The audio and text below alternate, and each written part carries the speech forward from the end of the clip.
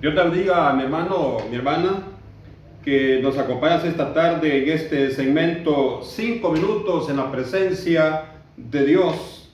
En esta oportunidad quiero hablar acerca del tema Dios sabe por qué sufres. Dios sabe por qué sufres. Y para ello quiero que veamos el caso de la sanidad que Dios hizo a través de Jesucristo en la suegra de Pedro. Y es importante que lo veamos esto, que lo encontramos en Marcos 1, 29 al 31. Dice: y al salir de la sinagoga vinieron a la casa de Simón y Andrés con Jacobo y Juan, y la suegra de Simón estaba acostada con fiebre, y enseguida le hablaron de ella. Entonces él se acercó y la tomó de la mano y la levantó, e inmediatamente la dejó la fiebre. Oye, qué interesante esto. La Biblia nos dice que la suegra, o sea, la mamá de la esposa del apóstol Pedro, estaba llena de calamidad en cuanto a enfermedad. Tenía mucha fiebre, dice la palabra. Y hay algo que es bien interesante que tenemos que ver en Pedro, y es que definitivamente considero que Pedro se sentía muy mal. Él sufría por la enfermedad de su suegra.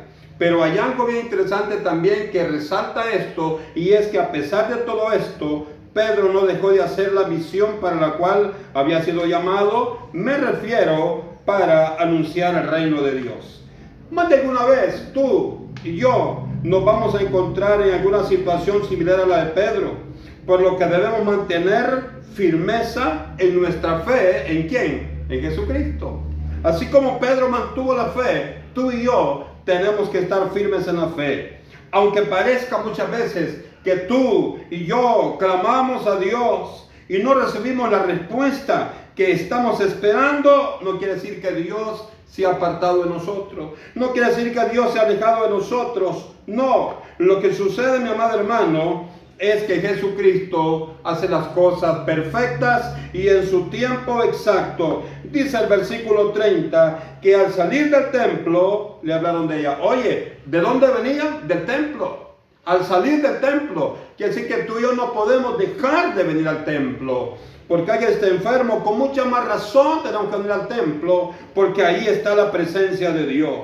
Dice, hermano, que posteriormente, después de que estuvieron en el templo haciendo la obra perfecta del Señor, se fueron hacia donde Pedro y le contaron que Pedro, la suegra de Pedro, estaba muy mala de salud.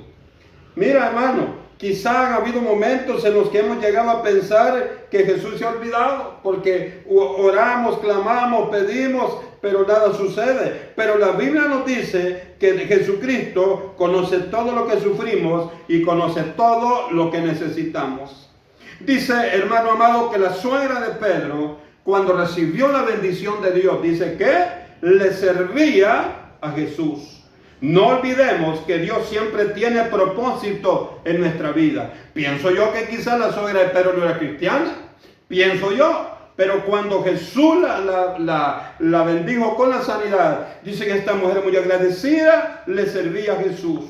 Mira, el sufrimiento que muchas veces padecemos nos hace meditar en la vida que llevamos, para que desistamos de alguna manera del mal en que estamos viviendo. Lo que nos permite poner la confianza en el Señor Jesucristo. Esa confianza no debemos de perderla para llevar una vida recta ante los ojos de Dios. Y mediante esto Dios nos recuerda que el camino que conviene buscar al hombre es el camino que nos lleva hacia Él. ¿Por qué? Porque ahí hay recompensa.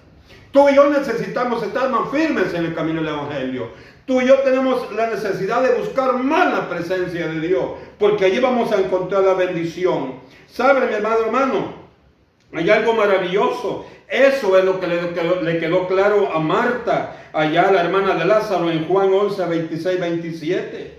Lo que Dios declara sucede. Lo que Dios declaró sucedió, la sanidad perfecta y la resurrección de Lázaro, su hermano. Ahora, hermano, lo que el hombre sufre hoy siempre tendrá una respuesta maravillosa de parte de Dios.